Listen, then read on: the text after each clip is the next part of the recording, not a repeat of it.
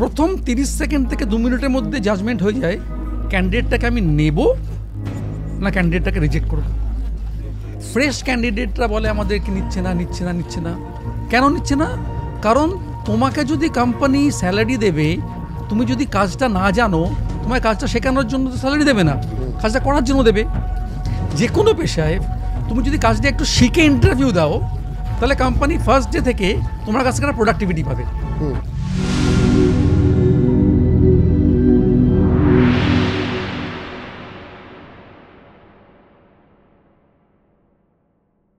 আচ্ছা, এইবার আপনাকে জিজ্ঞাসা করছি, এই কোর্সগুলো ডিউরেশন কীরকম হয়? আমাদের কোর্সের ডিউরেশন হচ্ছে 2 মাস।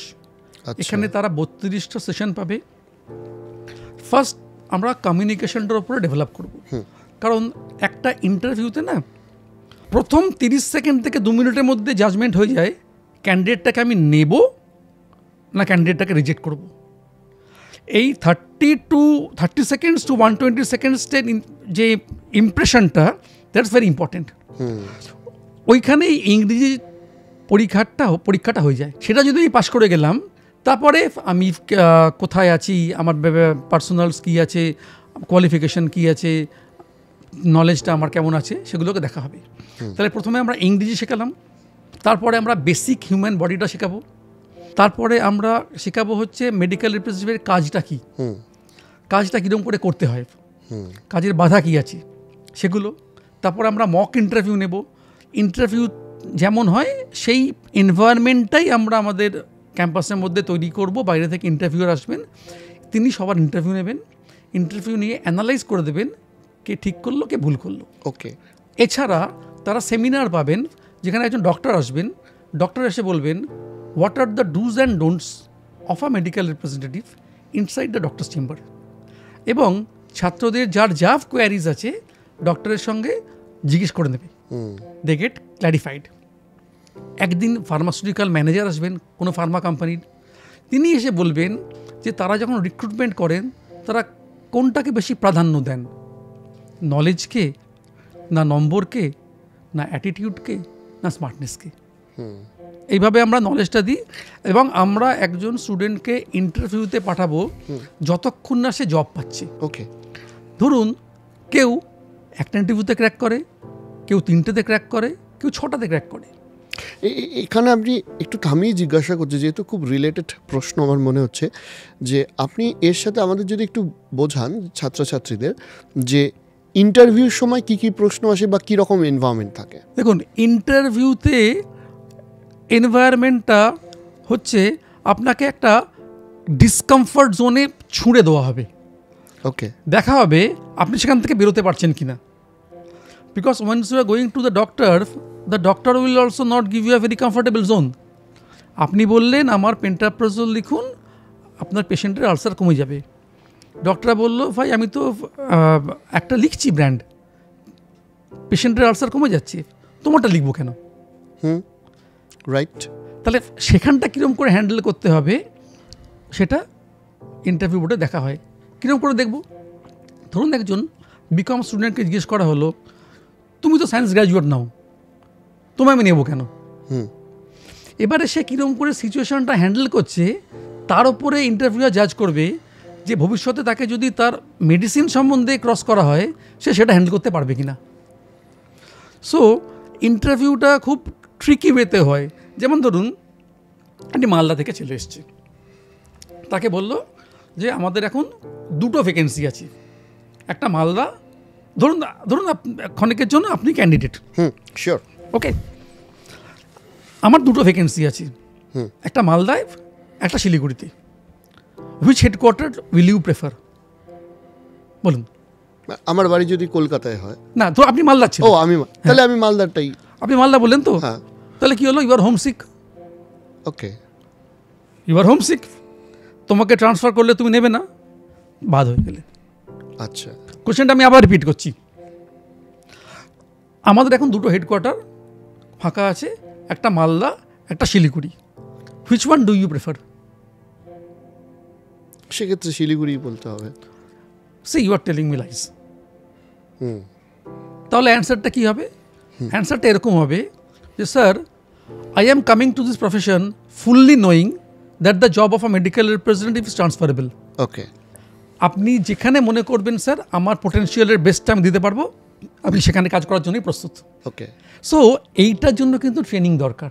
সঠিক সময় সঠিক উত্তর। হ্যাঁ, একটি ফ্রেশ ছেলে যে ট্রেনিং পায়নি সে কিন্তু এই উত্তরটা দিতে পারবে না। তার ফলে এখানেই ট্রেন্ড আর আনট্রেন্ড ক্যান্ডিডেটের মধ্যে পার্থক্যটা চলে আসছে। কোম্পানি একটি ক্যান্ডিডেটকে নেয়, অ্যাবজর্ভ করে, তাকে অ্যাপয়েন্টমেন্ট দেয় কাজ করার জন্য, শেখানোর জন্য নয়।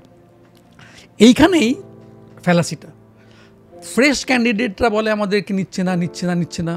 কেন নিচ্ছে না? কারণ তোমাকে যদি কোম্পানি স্যালারি দেবে, তুমি যদি কাজটা না জানো, তোমায় কাজটা শেখানোর জন্য তো স্যালারি দেবে না, কাজটা করার জন্য দেবে। যে কোনো পেশায় তুমি যদি কাজটা একটু শিখে ইন্টারভিউ দাও, তাহলে কোম্পানি ফার্স্ট ডে থেকে তোমার কাছ থেকে প্রোডাক্টিভিটি পাবে। তার ফলে কেরিওগ্রাফ থেকে যারা ট্রেনিং প্রাপ্ত হয়ে ইন্টারভিউ দিচ্ছে, তারা প্রথম দিন থেকেই কাজের মধ্যে ঢুকে যাচ্ছে, ম্যানেজারের গাইডেন্সটা ফলো করছে, ফার্মাসিউটিক্যালের ভাষাটা বুঝছে। তার ফলে কেরিওগ্রাফের স্টুডেন্টদের খুব ডিমান্ড। আপনি যে ইন্টারভিউর এতগুলো দিক বললেন, আপনারা অনেক সময় ট্রেনিং করান, কেউ সাকসেসফুলি পাস করে, কেউ ফেল করে। এই পাস করার কারণগুলো তো আপনি বোঝালেন, ফেল কী কী কারণে করে? দেখুন, ইন্টারভিউতে কেউ সফল হয়, কেউ সফল হয় না। হয়তো 5 জনের ইন্টারভিউ হলে 1 জন জবটা পায়, 4 জন পায় না। একটা ফ্রেশ ক্যান্ডিডেটকে ফার্স্ট মূল্যায়ন করা হয় তার বায়োডাটা থেকে। ওকে, ছাত্রছাত্রীরা বায়োডাটাটাই ঠিকমতো করে লিখতে পারে না। আপনি সেটা কারিকুলাম ভাইয়াটে বলুন বা সিভি বলুন, যাই বলুন না কেন, ইন্টারনেট থেকে কাট পেস্ট করে দিয়েছি। যখন তার বায়োডাটা থেকে 2টো লাইন পড়ে জিজ্ঞেস করা হয় এটার মানে কি, সে বলতে পারে না। বা ধরুন লিখেছে মাই স্ট্রেংথ ইজ কমিউনিকেশন। ফাইন, তোমার স্ট্রেংথ যেহেতু কমিউনিকেশন হয়, তুমি তাহলে একটা এক্সাম্পল দাও অতীত থেকে যেখানে তুমি তোমার কমিউনিকেশনটাকে অ্যাপ্লাই করছো। বলতে পারে না। বায়োডাটাটা করাটা খুব ইম্পর্টেন্ট জিনিস, কারণ একটা ফ্রেশ ক্যান্ডিডেটকে বায়োডাটা থেকেই প্রশ্ন আসবে। সো আমি যদি বায়োডাটা আমার ফেভারে করি, মানে এমন করে বায়োডাটা লিখবো যাতে কিছু মিসিং লিঙ্ক থাকবে, ওই প্রশ্নগুলোই আমার কাছে আসবে যার উত্তরটা আমার কাছে অলরেডি আছে। সো এই সিভি প্রিপারেশন কিন্তু একটা খুব ইম্পর্টেন্ট জিনিস, যেটা নিয়ে অনেকে খাটেই না।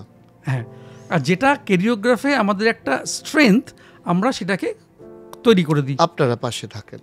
আরেকটা জিনিস হচ্ছে, আপনার যেখানে উইক পয়েন্ট ইন্টারভিউ সেখানে ধরবে।